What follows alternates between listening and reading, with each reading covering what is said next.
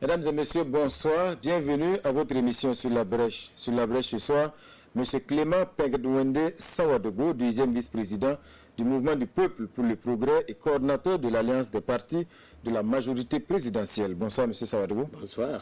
Et merci pour votre disponibilité. Après vos études primaires de 1966 à 72 à l'école de Goupana, vous poursuivez vos études secondaires jusqu'en 79 au lycée Philippe Zenda Kaboré, sanctionné par un baccalauréat série C. Déjà là, on a envie de comprendre davantage à l'époque pourquoi vous avez choisi la C. Peut-être que la littérature n'était pas votre tasse de thé. La mathématique, c'était vraiment mon dada, il faut le dire. Et je n'étais pas nul en littérature non plus, mais là quand même, j'avais beaucoup de prédilection pour les mathématiques. On dit d'ailleurs que pour être un bon mathématicien, il faut déjà maîtriser la littérature. Et vice-versa. Parce que les maths sont libellées en français. Absolument. Et la logique qui est forgée à travers les mathématiques sert aussi à aiguiser le raisonnement et à faire de vous également un bon littéraire ou un bon... parce que la littérature, quelque part aussi, c'est une science. Voilà. Alors, M. Sawadogo, nous étions en 1979. Vous êtes jeune bachelier. Quels étaient vos rêves en 1979, après le bac? Oui, pour être dans la même lancée, étant donné que j'avais beaucoup de propension pour les mathématiques, j'ai beaucoup pensé à des filières comme maths sup ou voilà, vous savez qu'il y a beaucoup de filières universitaires qui sont bâties par les mathématiques, qui reposent sur les mathématiques. J'avais pensé à ces domaines, puis à un moment donné, je me suis dit, bon, peut-être qu'il faut craindre d'aller à l'aventure aussi. et donc, je suis allé vers le juste milieu, c'était les sciences économiques, qui étaient aussi, disons, qui faisaient partie aussi des disciplines qui faisaient appel à la mathématique. La microéconomie, la macroéconomie, et bien d'autres aspects, les statistiques, qui font appel aux mathématiques également. Bon, j'ai compris que je me suis dit que peut-être c'était le bon juste milieu comme ça. En tout cas, de 1979 à 83, vous poursuivez vos études universitaires, vous l'avez dit, à l'École supérieure des sciences économiques, et vous obtenez donc une maîtrise en économie, option gestion. Puis direction de l'ENAM, l'École nationale d'administration et de magistrature, pour d'autres formations professionnelles, option économie et finances, et dans la foulée, vous êtes engagé dans la fonction publique comme conseiller des affaires économiques. Nous sommes en 1985. Déjà pour vous, à cette époque, est-ce que c'est un rêve qui se concrétisait ou est-ce que c'était juste le moment était venu de faire quelque chose, d'avoir un travail et un salaire? Non, c'était un rêve qui s'accomplissait. Vraiment, j'ai beaucoup aimé les sciences économiques. Au début, c'est vrai, j'ai hésité, mais finalement, je me suis fait. Et je me suis mis au sérieux pour me préparer, pour étudier. Et la maîtrise en sciences économiques, j'ai étudié à l'université de Ouagadougou. C'était l'ESSEC à l'époque? Oui, l'ESSEC. On appelait à l'université de Zorona. Mais nous sommes fiers d'avoir fréquenté l'université de Zorona. Nous n'envions rien aux autres. Il faut apprendre à aimer ce qui se fait aussi chez nous. Et on avait des professeurs compétents, on avait tout ce qu'il fallait. Donc, au bout de la maîtrise en sciences économiques, il se posait une nouvelle question. Alors, est-ce que tu continues vers un troisième cycle ou bien est-ce que tu essaies d'aller de faire un peu plus court pour commencer à travailler le plus rapidement possible? J'avais eu les deux possibilités. Je m'étais déjà fait inscrire d'ailleurs dans deux universités en France qui avaient déjà accepté mon dossier. J'ai même pris l'attestation de bourse pour partir. Et finalement, au même moment, s'organisait le concours d'entrée à l'ENA, parce que c'était encore ENA, École nationale d'administration. La magistrature n'était pas encore créée. Et j'étais aussi admis là-bas. J'étais même parmi les premiers. Donc finalement, je me suis dit... C'est plus concret. C'est plus concret peut-être. C'est la même durée à peu près, parce qu'à l'ENA, il fallait faire 18 mois. De l'autre côté, pour un DEA ou un DSS, c'était à peu près la même durée. Bon, sauf qu'on pouvait continuer aussi au doctorat. Donc j'ai choisi d'aller plus vite dans le monde du travail. Alors, M. Saorgo, nous sommes sous la Révolution, je l'ai dit, en 1985. Et en tout cas, ce qu'on dit, vous sentiez l'âme d'un révolutionnaire. Vous étiez touché par l'idéologie révolutionnaire, vous étiez un CDR, si je ne m'abuse. Comment ça se passait à cette époque-là? Un jeune cadre qui arrive comme ça dans le contexte de la Révolution. Est-ce que vous pouvez nous expliquer un peu comment les choses se passaient? Oui. Ça va de soi, j'allais dire. À l'époque, la jeunesse était vraiment emballée par les idéaux de la Révolution. Il était même difficile de concevoir un jeune comme nous là, étudiants à l'université, ou même des élèves d'un certain niveau, qui ne soient pas animés de ces idéaux progressistes révolutionnaires. Et la fascination de Thomas Sankara. Oui, absolument. Même un peu avant Thomas Sankara, déjà, il y avait la phase préparatoire. Et beaucoup de jeunes, et il ne faut pas oublier aussi le mouvement étudiant qui a travaillé à forger une conscience révolutionnaire à la jeunesse estudiantine. Pour moi, ça coïncidait aussi avec la fin de mes études à l'ENAM. Et donc, en 1985, je suis sorti de l'ENAM. Et on avait besoin de quelques cadres pour appuyer le secrétariat général national des comités de défense de la révolution CDR. Donc, j'y suis allé parce que je considérais que j'étais parmi les plus engagés dans la révolution étant à l'ENAM. Et donc, nous étions quelques-uns, on nous a affectés là-bas. Et nous sommes engagés. En quelque sorte, on peut dire que nous étions la frange intellectuelle des CDR. Mais justement, les CDR, bien sûr, après 87, avec le recul, beaucoup ont estimé que ce sont ces CDR-là qui étaient à l'origine de toutes les dérives. Est-ce qu'à la longue, les CDR n'étaient pas un peu devenus hors la loi? Non, il y a les CDR. Bon, alors, les CDR, d'abord, c'est une réalité complexe qu'il faut bien cerner. Les CDR représentaient quoi? L'organisation du peuple pour mener son combat. Donc, c'est l'organisation à la base. Le comité de défense de la révolution. Voilà, qui dit à la base, dit aussi tout le monde qui s'y retrouvait, scolarisé ou non scolarisé, ceux ouvriers, paysans, tout le monde. Ouais. Alors, évidemment, quand c'est un fourre-tout comme ça, il arrive aussi que des gens s'y infiltrent pour faire autre chose. Et il y a eu beaucoup de ces cas-là qui ont, je permettez l'expression, gâté le nom des CDR. Mais les CDR ont été quand même conçus comme l'instrument de lutte du peuple pour avancer dans la révolution. Et à l'époque, pour vous, ce n'était pas une utopie? Non, pas du tout. Ah non, nous y croyions. On croyait dur comme fer. On ne pensait même pas qu'on était invincible. Et si, bon, vous dites que l'attitude ou certaines dérives des CDR a peut-être été pour quelque chose dans l'échec. Moi, je ne pense pas trop à ça. Il faut situer les problèmes que la révolution a connus dans les années 87. Il faut situer ces problèmes-là au niveau plutôt du manque de cohésion au sommet. C'est-à-dire les groupes révolutionnaires du type communiste et progressiste qui soutenaient la révolution. Entre ces groupes-là, il y avait trop de divergences idéologiques, finalement politiques, et ça s'est déteint aussi sur les relations entre les ténors de la révolution, en particulier entre Thomas Sankara, son numéro 2 Blaise Compaoré, Henri Zongo, Boukari Jean-Baptiste Lengani. Donc, c'était devenu finalement ingérable.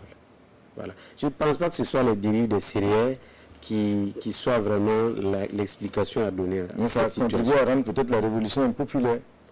Un temps soit peu. Mais ce que les CDR ont fait un peu de temps pour le Burkina, on ne peut pas mettre en balance avec les quelques dérives. Voilà. Même si dans les dérives, c'est vrai, il faut déplorer que quelquefois, parce que les Kalachnikov se baladaient un peu partout, et les incidents de tir, etc., ou quelques exactions, mais je ne pense pas qu'on puisse occulter vraiment le potentiel qui a été développé par les CDR pour que ce pays avance. Parce que même aujourd'hui encore, il y a beaucoup d'acquis qui reposent sur ce qu'on avait pu construire à l'époque des Syriens. Ok, en tout cas, vous l'avez dit, des frictions au plus haut sommet de la Révolution. Octobre 87, c'est la fin tragique. Donc, de la Révolution, place à la rectification. Déjà, comment vous avez vécu cet épisode? C'était vrai, comme vous le dites, tragique. Personnellement, j'ai passé des nuits blanches. Je ne comprenais plus rien. Imaginez-vous, hein, tout notre mouvement là, notre engagement, notre détermination reposait aussi sur ces personnalités fortes qui dirigeaient la lutte. Parce que c'est ça, c'est un leadership fort que ces personnes-là avaient développé. Thomas Sankara, Blaise, Lengani, Henri Zongo, le capitaine Pierre Ouédraogo à l'époque était le chef des CDR, etc. Et donc, on concevait difficilement que de simples divergences puissent conduire à ce drame qu'on a vécu. Donc ça a été difficile à vivre, mais en même temps, quelque part, on n'était pas trop surpris. En tout cas, quelqu'un comme moi n'était pas trop surpris. Quand on a vu cette crise-là au sommet s'est développée pendant un laps de temps, quelques mois, bon, à un moment donné, on se demandait, mais est-ce qu'on ne va pas se réveiller avec un problème ici? Donc, quelque part, c'est sans trop de surprise que cela aussi a été accueilli. Alors, M. Sawargo, en tout cas, cela n'enlèvera rien à votre engagement politique, parce qu'après la rectification, vous êtes toujours, donc, en tout cas aux affaires, en 90, notamment vous êtes directeur général de la RTB, la radio-télévision du Burkina. Alors, la RTB à l'époque, qu'est-ce que ça représentait? Ah oui, je ne peux pas oublier cette séquence de l'histoire de ma propre évolution. Quand j'ai été nommé directeur général de la radio-télévision du Burkina, c'était en avril 1990.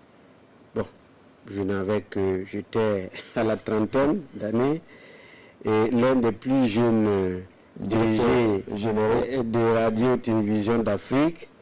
En même temps, c'était un apprentissage et une obligation de résultats. Est-ce que c'était un saut dans l'inconnu? Absolument. Je n'étais pas journaliste, je n'étais pas formé pour le métier de communication. Mais à l'époque, je me rappelle bien, le ministre qui m'a fait nommer, c'était Béatrice Damiba, qui était ministre de l'Information et de la Culture, et qui avait estimé que pour que les médias publics puissent avancer, il fallait régler leurs problèmes de statut. Les problèmes de statut à l'époque se posaient en termes de ériger la radio, la télévision citoyenne en établissement public à gestion autonome. C'est-à-dire genre des offices de la radio. C'était un peu partout comme ça d'ailleurs. Et elle a pensé donc que le profil qu'il fallait pour diriger les médias, c'était beaucoup plus des profils de gestion et d'expérience. Donc, pour elle, j'ai répondu à ce profil puisque je suis économiste. Et évidemment, on ne peut pas dire que quelque part le critère politique n'est pas passé par là. Justement, la question, est-ce que votre rôle, c'était pas aussi de contrôler justement l'information? On met un homme de confiance pour être sûr que on garde la main. En ce temps-là, c'est vrai, on n'aurait pas nommé, je n'étais certainement pas le meilleur gestionnaire et le plus grand expérimenté de gestionnaire. Il est évident qu'on voulait aussi des gens du Serail. Voilà, c'est clair. Et qui, quelque part aussi, devait veiller à ce que le rendu sur l'écran ne contredise pas la tendance du moment. Ça, il n'y avait pas de place à la contradiction. Non, attention, ça ne veut pas dire qu'on ne peut pas. Il y avait la contradiction. Il y avait bel et bien la contradiction. Vous savez que beaucoup de journalistes à l'époque n'étaient pas forcément dans le courant, dans le mouvement à l'époque. Il y avait toujours la contradiction à l'intérieur. Il y avait des nostalgiques de la Révolution peut-être? Il y avait des nostalgiques de la Révolution, mais il y avait aussi des non-révolutionnaires, en guillemets, des gens qui n'étaient pas du mouvement. Et donc, moi, je considère qu'il y avait quand même une certaine diversité, mais une diversité qui devait être nécessairement contrôlée quand même. Ça, c'est sûr. En son temps, c'était comme ça. Donc, vous étiez le père Fouta à l'époque? Non, pas du tout, pas du tout. Non, mais la rédaction s'organisait librement. Je me rappelle, le rédacteur en chef à l'époque était Mamoudou Ouédraogo.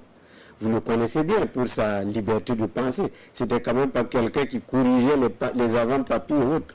Non, il y avait quand même cette liberté d'expression. Bon, maintenant, quand il s'agit d'aller couvrir des manifestations où il y avait de terribles affrontements entre les pour ou contre à l'époque, parce que quelque part, à un moment donné aussi, on était dans la période de transition vers la démocratie. Et c'était une période un peu chaude.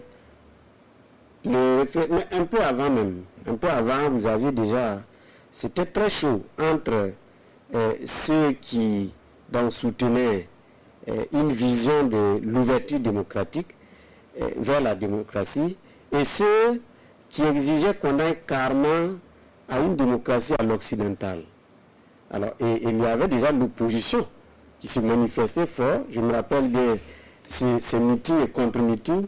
Et mieux, cette manifestation où les deux groupes se sont affrontés physiquement, violemment, à la place de la Révolution. Alors, c'était au moment où j'étais encore DG de la RTB et évidemment, pour gérer ce type d'événement, ce n'était pas simple. Monsieur Saorgo, vous êtes donc à la tête de la RTB jusqu'en 1993. Ensuite, on vous voit donc inspecteur d'État à l'inspection générale d'État jusqu'en 1997. Et dans la vie politique, vous étiez à cette époque membre du bureau de l'ODPMT. L'ODPMT, donc depuis 1990 d'ailleurs, avant la naissance bien sûr du CDP, suite donc au regroupement de plusieurs tendances. 1997, c'est votre premier mandat électif. Vous êtes député à l'Assemblée nationale sous la bannière CDP bien sûr, la deuxième législature. Et on peut dire que depuis cette époque, vous ne quittez plus les hautes sphères de l'administration. Directeur du cabinet du Premier ministre de 2002 à 2005, puis secrétaire général du gouvernement. 2006 à 2011, vous êtes ministre de l'administration territoriale et de la décentralisation. Comme on le voit, vous étiez donc pendant tout ce temps dans le premier cercle de pouvoir autour donc, du président Blaise Compaoré. Déjà, qu'est-ce qui vous valait cette confiance-là? Ah ben, je pense que c'est aux autres de répondre à cette question. À ceux qui m'ont promu de dire qu'est-ce qu'ils trouvaient comme qualité à moi.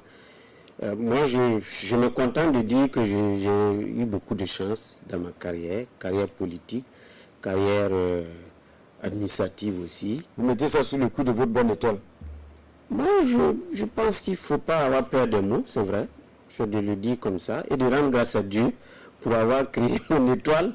Sinon, je pense que je ne suis pas forcément exceptionnel. Alors, est-ce que quelque part, on considère que j'ai un sens de la loyauté qui fait qu'on a envie de travailler avec moi parce que je vais rester fidèle jusqu'au bout? Je ne sais pas. Est-ce qu'il y a d'autres types de qualités? Mais je tiens quand même à dire, je n'ai jamais démarché pour avoir un poste. Jamais. Toujours, je reçois un coup de fil et on me dit, bon, viens là, on va se voir, bon, je veux que tu occupes telle responsabilité. Je n'ai jamais démarché pour l'avoir.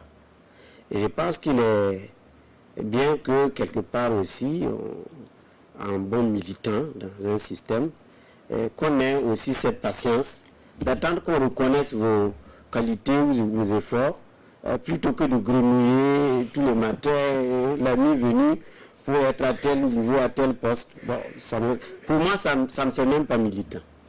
Puis arrive 2014, avec donc le pouvoir Blaise Compaoré qui se fissure, émerge le MPP. Nous sommes en janvier 2014, bien avant, bien sûr, il y a eu des bisbilles autour donc, du projet de modification de l'article 37. Mais avant cela, on a eu l'impression que vous étiez quelque peu tombé en disgrâce parce que vous quittez le poste de ministre de l'administration territoriale. Ensuite, on vous voit coordonnateur du programme de renforcement de la gouvernance. Que s'est-il passé déjà à cette époque, avant même 2014? Oui, là, on était en 2012. Après le 5e congrès du CDP. Et il vous souviendra que ce fut un congrès de la discorde. On peut dire comme ça. Discorde, il n'y a pas eu des échauffourées ou des bagarres ouvertes. Mais c'est quand même le congrès qui a laissé paraître deux groupes au sein du CDP de l'époque. Donc un groupe considéré comme fidèle au président, disons à la famille présidentielle, avec cette affaire de la révision de l'article 37 qui se profilait déjà à l'horizon, et avec la création de la FEDABC. Un fait important.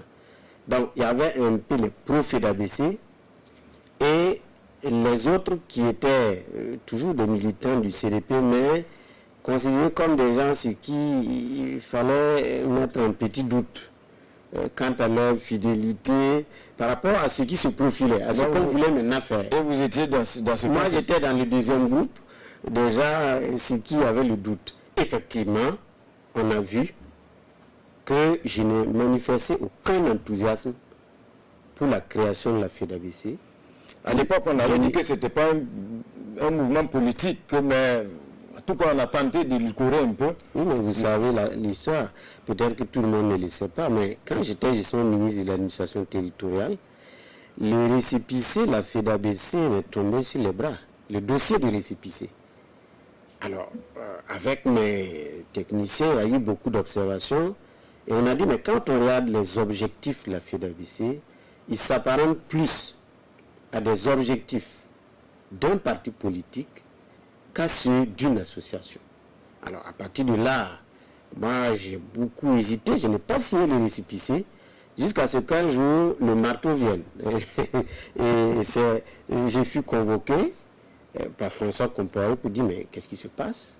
Cette affaire de récépissé. Je dis, non, moi, je n'ai pas de problème, mais je ne peux pas délivrer le récépissé en l'état, si le dossier reste en l'état, parce que ça nous gêne un peu. Quand même, on travaille aussi sur la base d'une éthique, d'une morale, d'un comportement normal. Donc, il fallait... C'est un crime de lèse-majesté. Ah oui, c'est un crime de lèse-majesté, parce que déjà, le marteau planait à cause de ça, et finalement, on a trouvé un consensus qui consistait à modifier certains aspects du dossier de la FEDABC pour que ça puisse passer. Et moyennant cela, moi j'ai signé le récépissé. Alors, donc, vous voyez que déjà, parce qu'à l'époque, même ce petit détail-là suffisait déjà pour que, au prochain remaniement, votre nom s'éclipse. Est-ce que justement, parce que beaucoup estimaient à l'époque que François Compaoré était le cœur de tous les problèmes? Non, moi je pense que quand on fait la rétrospective, c'est plus ou moins cela. Parce qu'en fait, le président Blaise Compaoré, tel qu'on le connaît, avait une certaine tempérance. Et lui-même ne s'était pas mis à l'esprit qu'il devait rester à vie président. Moi, plusieurs fois, j'ai eu l'occasion de l'écouter, de l'entendre parler. Vous vous rappelez qu'il avait même critiqué la tentative du président de ce pays voisin, du président du Niger, absolument modifié. Il avait dit clairement, je ne sais pas, tu cherches quoi finalement, toi? Bon, ce qui veut dire qu'à ce moment-là, dans son esprit à lui, bon, dès qu'il termine, lui, il va partir. Hein. Alors, à un moment donné, qu'est-ce qui s'est passé? On ne saurait le dire exactement, mais on a eu l'impression qu'à l'intérieur de la famille présidentielle, il y a eu un débat, certainement, ou plusieurs débats, qui conduisaient à dire, ah, même si tu veux partir là, tu ne peux pas partir. Bon, si on pense que c'est François qui a été la pièce maîtresse pour inaugurer ce revirement au niveau même du président, ça peut être vrai, mais je ne saurais le dire non plus, parce que moi je tiens beaucoup à la rigueur scientifique dans le raisonnement. Tant que je n'ai pas des preuves nettes, je ne veux pas l'affirmer, mais c'est vrai que quand même, on s'est beaucoup posé des questions sur ça. Alors, toujours est-il que finalement, on peut dire que c'est vous qui avez le dessus. 30-31 octobre, c'est l'insurrection. Vous étiez déjà donc, en tout cas, un cadre fondateur du MPP, avec donc M. Simon Compaoré, le président Roch-Marc Christian Kaboré, Feu Salif Diallo. Et donc, finalement, vous arrivez donc à ce résultat. Le président Compaoré quitte le pouvoir par la petite porte avec le recul. Quel est le regard que vous jetez sur cet épisode-là? Est-ce que c'était votre triomphe? Alors justement, je voudrais revenir sur la période d'avant 2000, disons de 2002 à 2014, parce que c'est la période dans laquelle nous avons créé donc le MPP, avec pour chef de file le président Roch-Marc Christian Kaboré, appuyé, soutenu de près par Salif Diallo, et à son nom, par Simon Compaoré. C'était donc le Et 3 leaders. triumvirat. Et nous autres, on suivait immédiatement, parce que quand même le travail pratique, technique et autres, un certain nombre de tâches, c'est nous autres qui les faisions. Ce n'est pas eux qui se sont mis à écrire les statuts et autres, le programme. Donc ça c'est nous. Et donc, nous avons ensemble lancé le mouvement. Le mouvement a été accueilli de manière très très très populaire par notre peuple, qui voyait en nous finalement les courageux du moment. Les courageux, les gens qui ont eu le courage de dire non, malgré les risques qu'on courait, parce qu'à l'époque, les respects étaient là. Hein. Certains diront que vous étiez plutôt les opportunistes. Pas du tout, aucun opportunisme, puisque rien ne nous obligeait à adopter ces positions. On pouvait faire comme les autres, c'est-à-dire rester tranquillement à la soupe, comme on dit, et puis voilà, c'est bon. Et l'aider à modifier l'article 37, et on continuait à avoir des postes juteux, etc. Mais là, nous avons dit non, il y a quand même un problème. La politique ne peut pas être une politique sans éthique. On ne peut pas avoir dit haut et fort ici qu'on va faire comme ci, et après, on fait comme ça. Ce n'est pas possible. Donc, le peuple nous a accueilli notre attitude comme une attitude de bravoure, de combativité, et donc, c'est dit, eux là, on peut les soutenir, ils doivent pouvoir nous conduire vers ce que nous voulons. Est-ce que c'était votre victoire ou bien la victoire du peuple?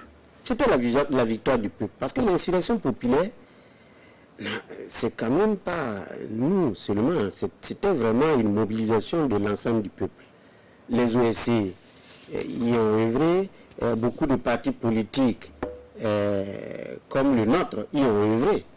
D'ailleurs, ça a commencé, le mouvement même qui a conduit là, le mouvement de contestation a commencé avant que nous ayons créé le MPP. Ça aussi, il faut être honnête. Donc, c'est beaucoup de forces qui ont concouru à ce qu'il y ait l'insurrection populaire qui exprimait donc l'indignation d'un peuple face à une forfaiture.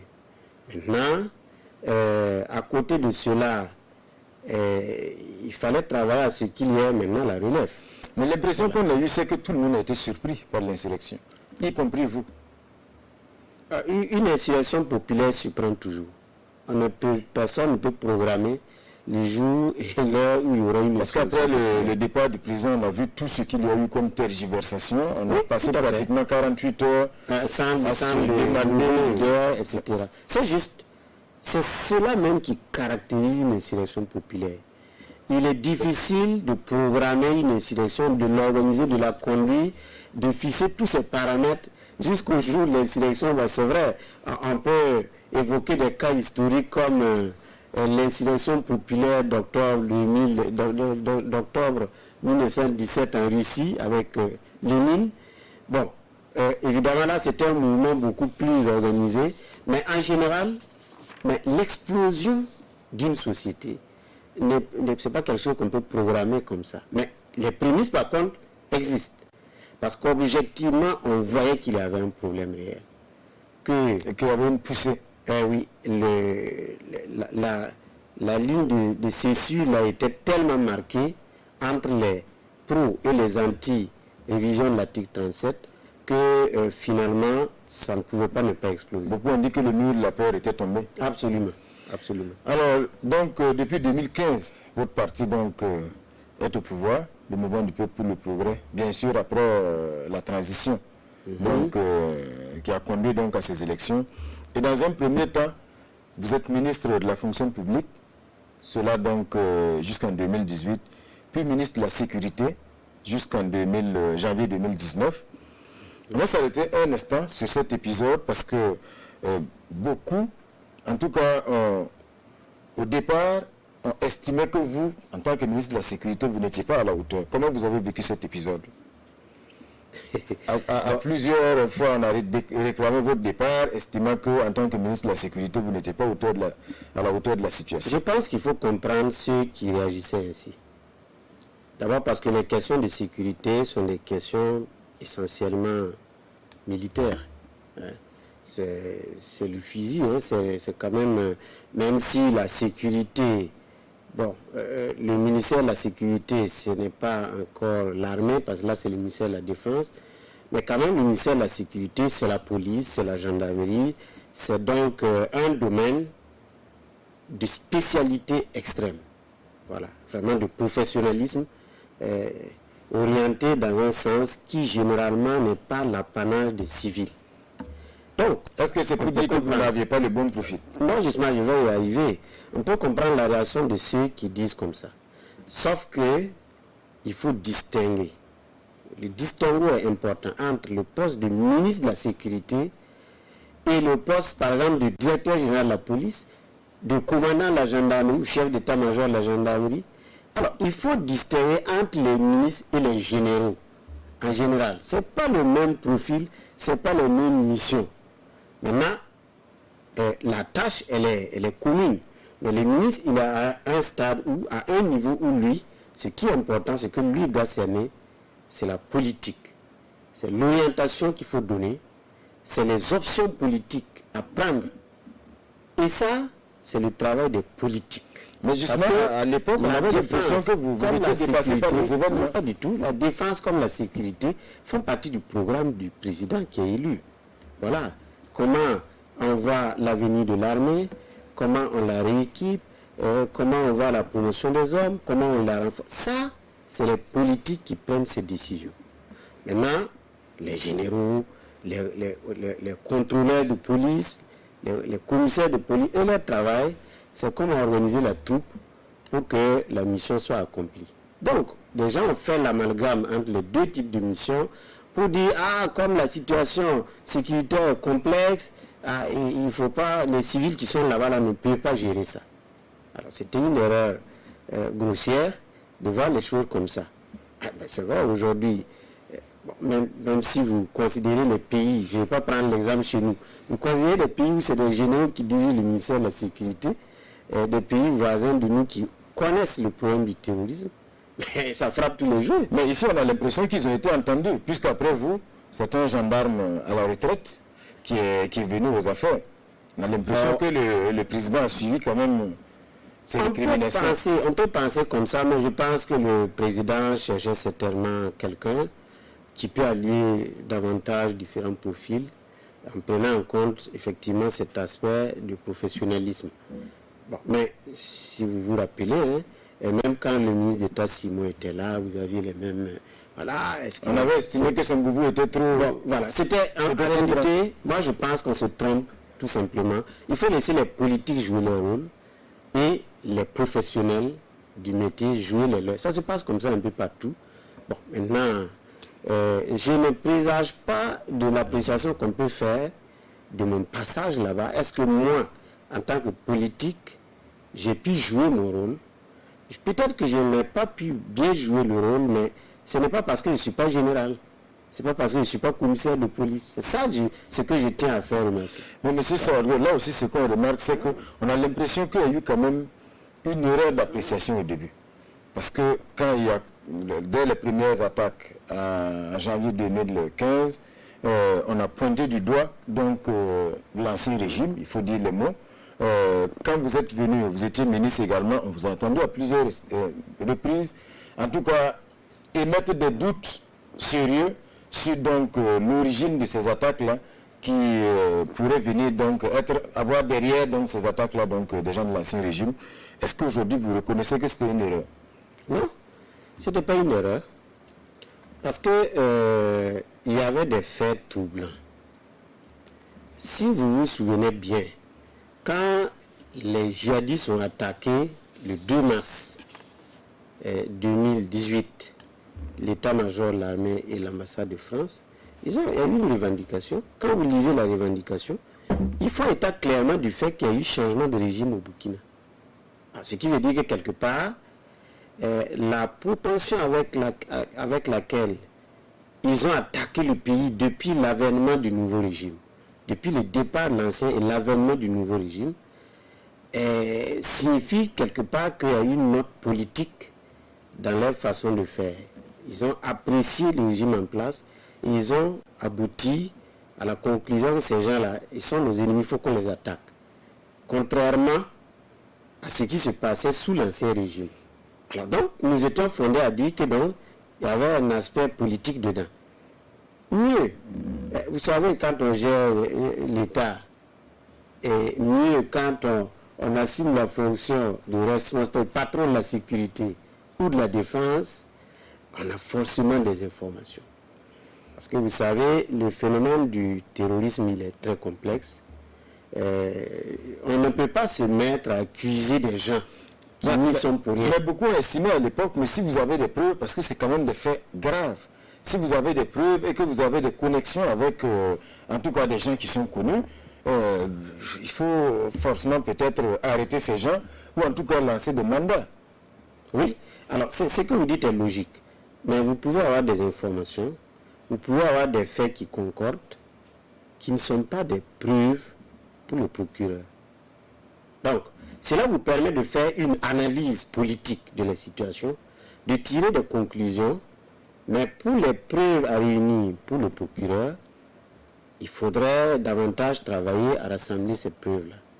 Donc, ça peut ne pas être le moment. Peut-être que dans l'évolution des faits, on finira par trouver ces preuves qui sont intangibles, mais en attendant, il y a des faits. Quand vous regardez cette manière de ne pas revendiquer beaucoup de ces attaques, la manière dont le pays devait être encerclé, le fait qu'on entend et on est presque sûr que même de l'étranger, il y a des acteurs tapis qui gardent des relations, des connexions avec certains milieux terroristes, etc. Quand vous mettez bout à bout ces informations-là, ça vous permet quand même de tirer des conclusions. Cela dit, parce que nous venons quand même du dialogue politique, on a tous décidé de polisser un peu nos langages. Je n'accuse pas les acteurs politiques qui n'ont rien fait. Voilà, et on ne va pas le faire, parce que c'est extrêmement grave comme accusation si quelqu'un n'a rien fait. Mais justement, on a l'impression aujourd'hui que le discours a évolué, on ne parle plus de ces connexions-là aujourd'hui. Mais il y a combien de temps que le président du FASO lui-même, au cours de son interview avec cette radio allemande, il y a combien de temps qu'il est revenu là-dessus? Peut-être 2 mois et demi. Donc c'est pas... Et quand il a parlé, tout le monde était aussi d'accord avec ce qu'il a dit. Donc vous voyez qu'on ne peut pas tout à fait passer l'éponge si le fait qu'on va se profiler aussi peut-être des mains revanchardes dans cette affaire. Mais cela dit, comme je l'ai dit tantôt, il ne faut pas que quelqu'un ait pensé que c'est lui que nous accusons, alors que peut-être nous ne l'accusons pas. Voilà. Ok. En tout cas, M. Saorgue, vous avez donc, en tout cas, cette expérience de ministre de la Sécurité dans le feu, en tout cas, de l'action au plus fort, en tout cas, des attaques terroristes. Aujourd'hui, quand vous regardez, parce que le phénomène continue, il y a eu au Tampouanou, il y a eu l'opération de fou aujourd'hui. Ce qui est inquiétant aujourd'hui, c'est qu'on a l'impression que le centre sud également commence à être touché, notamment donc dans la zone de Pau, où il y a eu une série d'attaques ces dernières semaines. Aujourd'hui, selon vous, qu'est-ce qui manque pour prendre le dessus? Non, d'abord, je pense que nous avons pris le dessus. Si la menace terroriste avait pu continuer au rythme où à un moment donné à l'est là c'était vraiment embrasé, si la tendance avait pu se poursuivre de cette manière, ça allait être extrêmement grave. Et vous vous rappelez, à un moment donné, ça tapait un peu partout. Mais Dieu merci, l'armée s'est réorganisée à la faveur aussi des nouveaux responsables qui ont pris en main les opérations. Et donc, on ne peut pas dire qu'aujourd'hui, il n'y a pas l'inversion. Au contraire, les groupes terroristes se cherchent, il faut le dire. La preuve, c'est qu'ils n'attaquent plus tellement comme ça les forces de défense et de sécurité. C'est des attaques lâches de civils, de religieux, etc. Alors, quand même, il faut noter cela. Et pourquoi on a pu atteindre ces résultats? Je pense qu'on a pu atteindre ces résultats parce que nous avons pris à bras le corps la question et nous avons travaillé rapidement à rééquiper notre armée qui était presque à terre en 2015-2016. L'armée, avec ce qui s'est passé avec le RSP, l'armée n'avait plus les éléments, n'avait plus vraiment les moyens à la hauteur. Donc, il y a tout cela et il y a ces grandes opérations qui ont été menées. qui ont été réédités et tout, et qui ont anéanti, neutralisé beaucoup de foyers terroristes. Mais aujourd'hui, ces attaques que vous qualifiez de lâches continuent de faire quand même des conséquences énormes. On ne peut pas venir à aujourd'hui, on a plus de 200 000 personnes qui sont des déplacés internes. Oui, c'est ça. Et des zones carrément où même la production agricole aujourd'hui est compromise. Même si c'est des attaques lâches, elles se poursuivent et elles font beaucoup de dégâts. Elles se poursuivent, elles sont difficiles à être endiguées à très court terme. Mais on constate quand même que nos actions aussi portent de plus en plus. Alors, il faut donc continuer les efforts et comme vous le voyez, quand ils voient que sur un terrain, ils sont affaiblis, ils essaient de migrer pour ouvrir un autre front. Ce dont vous parlez dans le centre-sud, là, vers Pau, bon, c'est des zones de forêt. Et généralement, les zones de forêt, c'est des caches faciles pour ces gens-là.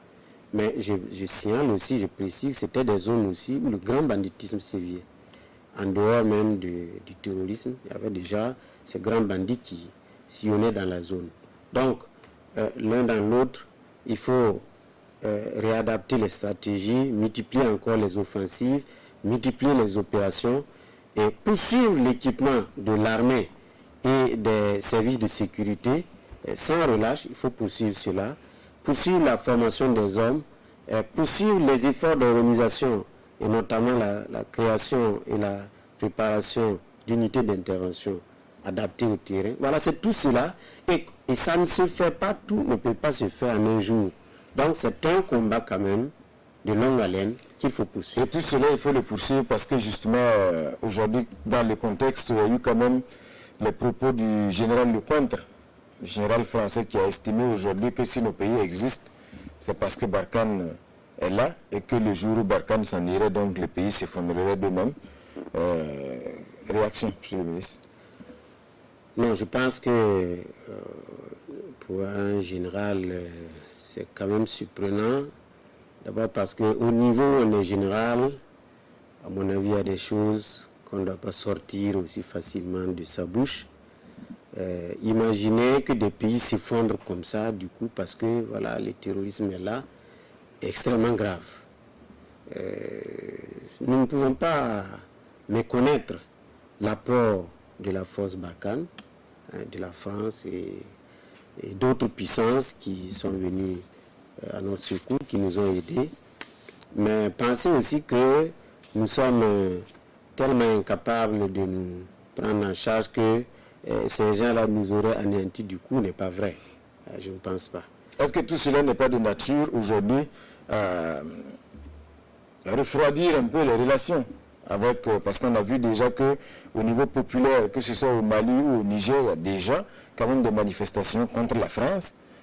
Aujourd'hui, avec ces propos du général Lecointre, est-ce que tout cela n'est pas de nature à compromettre un peu cette coopération militaire là aujourd'hui? Oui, il n'a pas facilité les choses par ces déclarations que je ne vais pas qualifier, mais chacun va qualifier à sa manière. Je pense qu'il n'avait pas besoin de ça. La France même n'a pas besoin de ce type de déclaration. Et nous, ça nous gêne un peu parce que, vous savez que les terroristes, eux aussi, disent que c'est parce que nous sommes à la sorte des intérêts français qui nous attaquent. Quelque part aussi. Voilà, donc moi je pense qu'il faut que chacun sache raison garder. Ce que nous avons à faire est suffisamment important et délicat pour que nous nous perdions dans des conjectures inutiles, dans des déclarations à l'emporte-pièce. C'est ça, à mon avis, ça ne sert pas. Est-ce que vous croyez à l'intervention française? Est-ce que vous ne partagez pas les doutes du ministre Chérif Sy? Écoutez, moi je pense que même si, quelquefois sur le terrain, on peut se poser des questions sur la manière dont les appuis se déploient, c'est-à-dire qu'ils soient par exemple lents, peut faire penser à que peut-être il y a une volonté de traîner les pas, ou qu'ils ne soient pas à la hauteur. Mais moi, je considère que il est important néanmoins qu'il y ait une cohésion entre les différentes forces, que ce soit les forces au niveau national, les forces au niveau inter-pays, comme celle du G5, ou les forces internationales comme la force Barkhane et peut-être d'autres aussi qui Donc, vous n'avez aucun doute. Moi, je pense que ce qui est important, c'est qu'on puisse aller de manière, je veux dire, dans la cohésion, de manière groupée, de manière forte, dans la cohésion pour contrer le terrorisme. Ce n'est pas le cas aujourd'hui. Mais si, à moins d'avoir fait vraiment un bilan, hein, une approche holistique qui fait ressortir que telle ou telle force n'a pas joué son rôle, moi je pense qu'il vaut mieux peut-être être prudent dans les déclarations. Alors, monsieur le deuxième vice-président du MPP, on va parler maintenant du dialogue politique.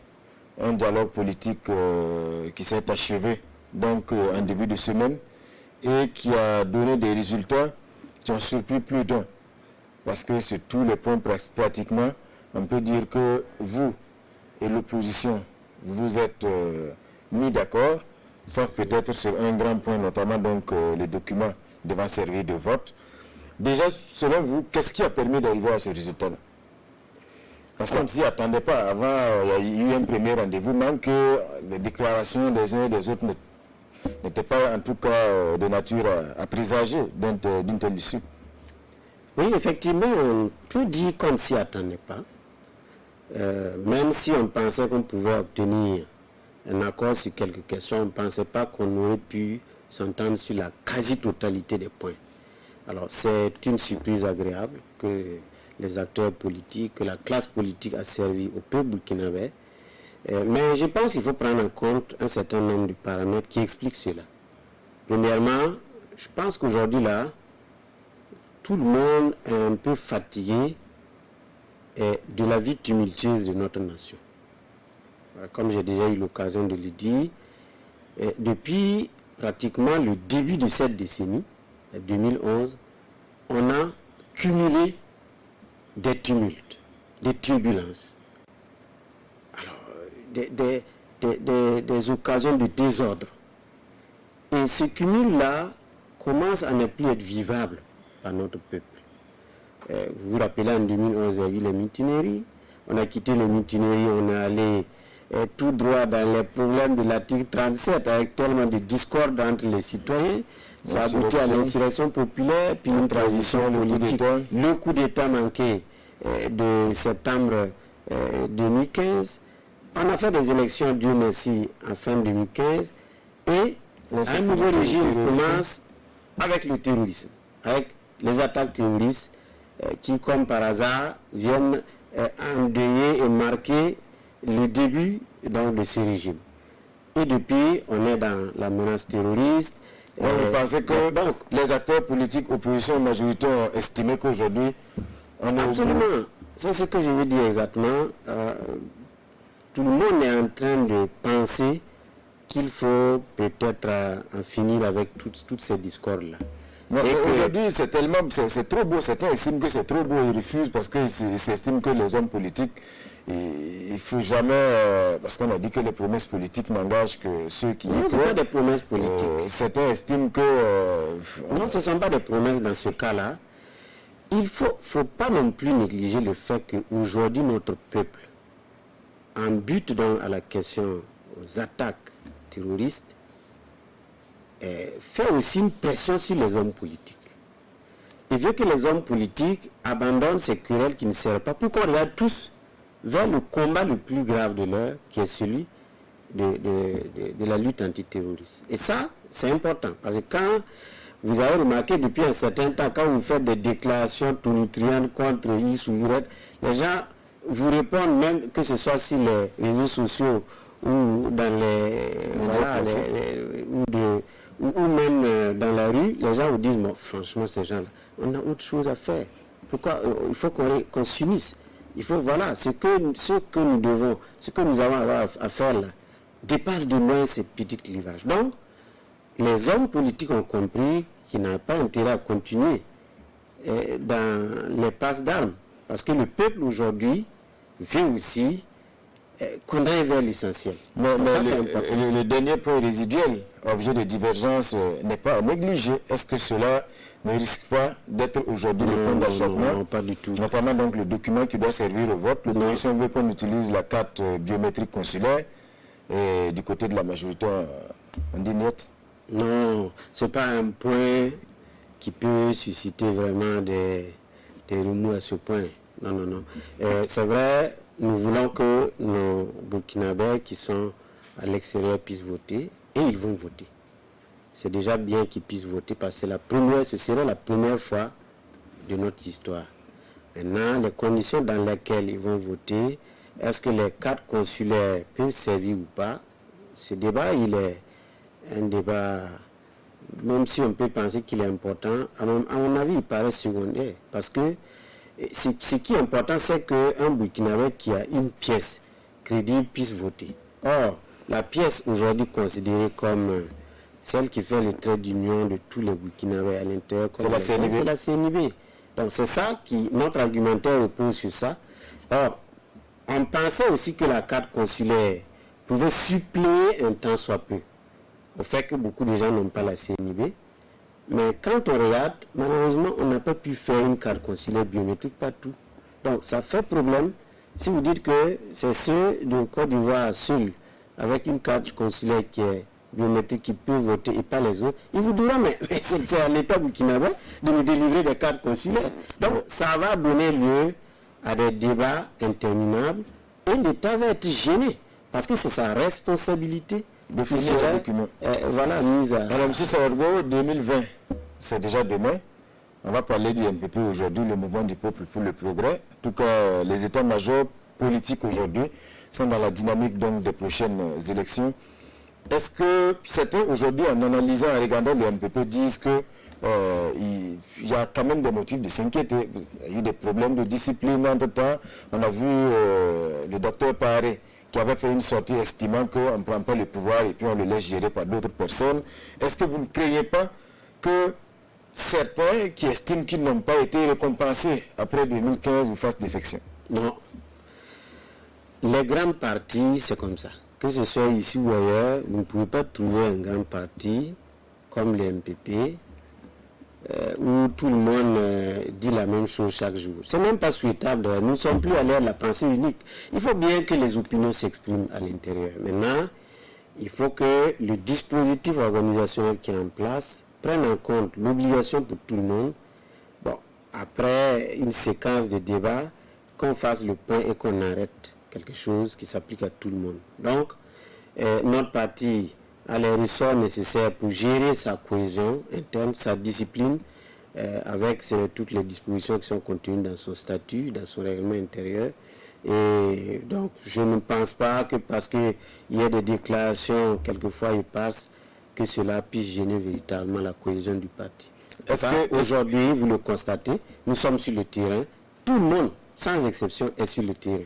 Et ce que nous parlons, ce que nous disons, c'est la même chose. C'est que nous devons mettre en ordre de bataille notre parti pour aller vers les élections.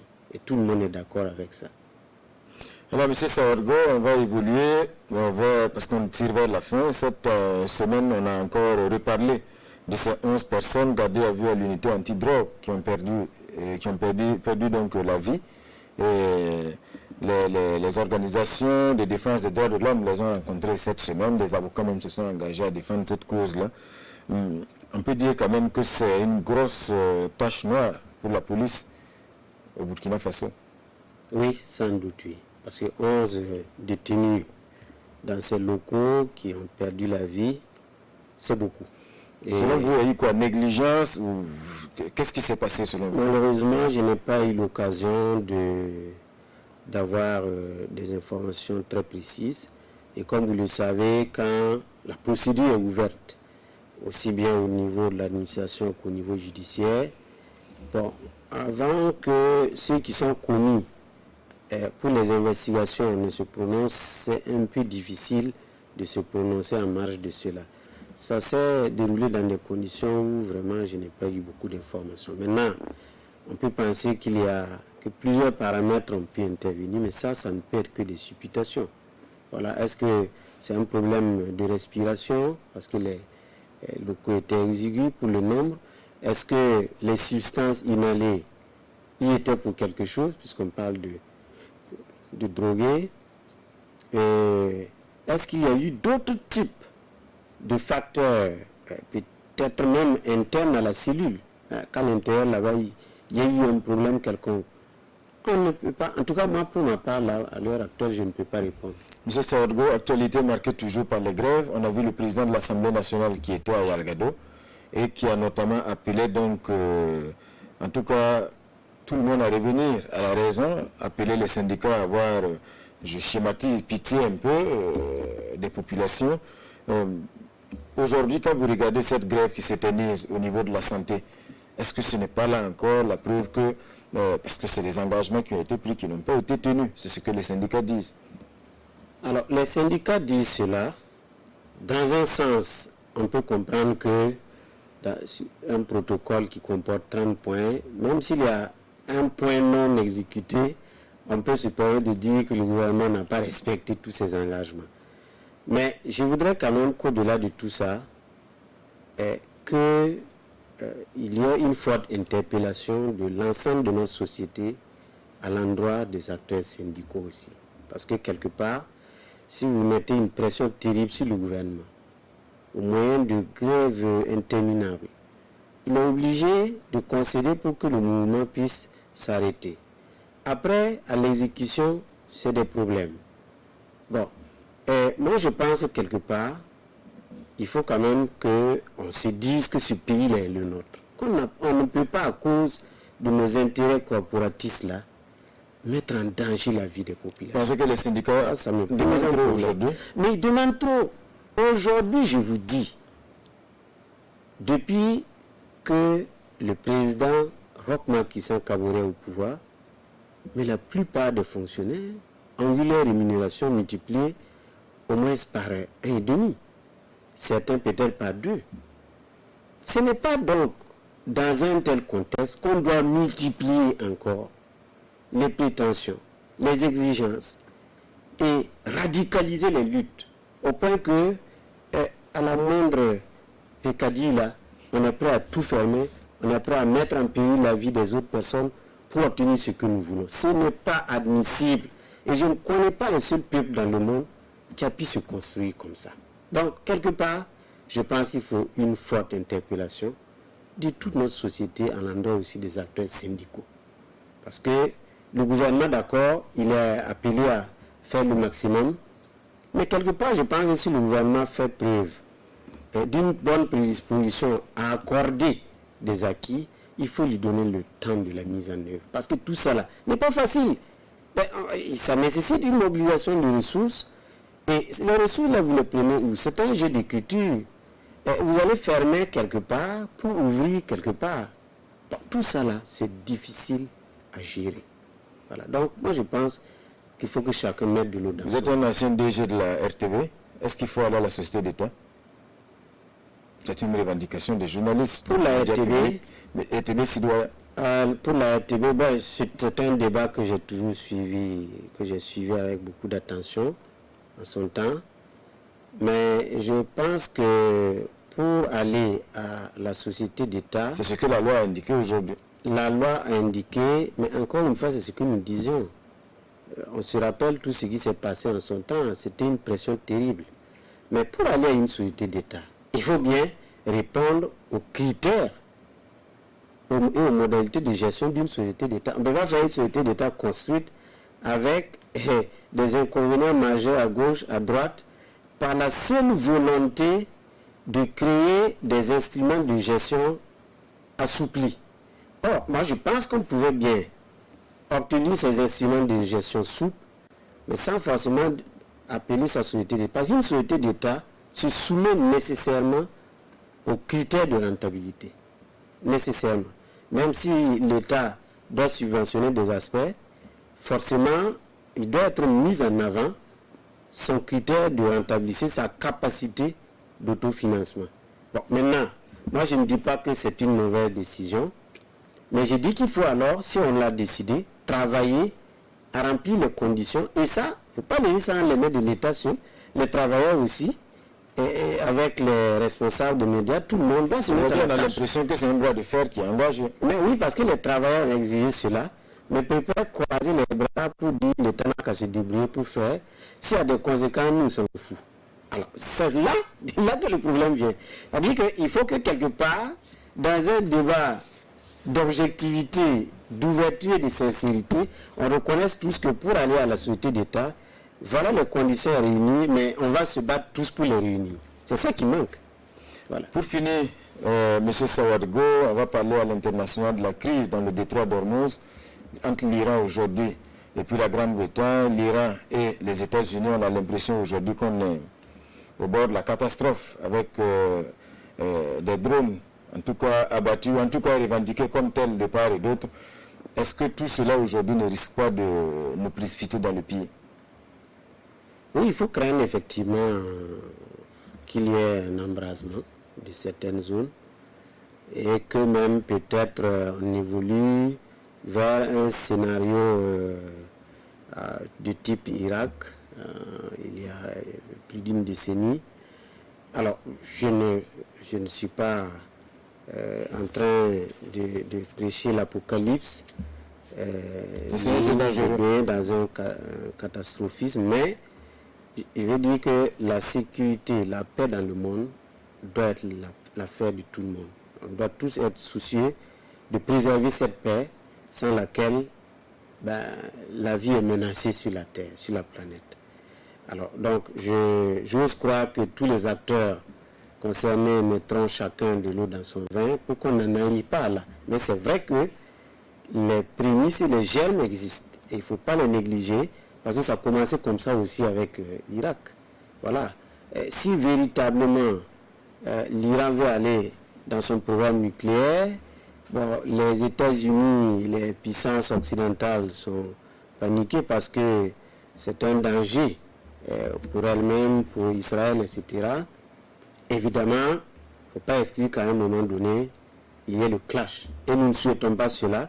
Nous prions en tout cas le Dieu de miséricorde qu'il continue à avoir pitié de notre planète, de notre monde. Parce qu'on a subi les conséquences. Voilà, absolument.